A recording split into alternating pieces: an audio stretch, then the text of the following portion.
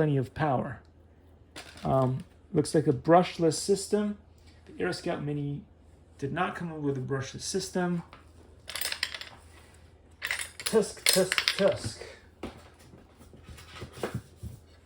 Whoa, the size of the battery, guys. The size of the battery, I was not expecting it to be this big, but it is very big. So it's another one of those 11.1 volts 3S batteries. You guys have seen some of the other ones that I have, but they have a different connector. It will not be this cool Spektrum connector. So sadly, if there is a cool charger that comes with this plane, I do think there should be, because it did say so in the instructions. Ooh, it comes with screwdrivers. Fancy. Look at that. Fancy screwdrivers came with. I guess this may be the charger itself. Let's take a look at this thing real quick. Likey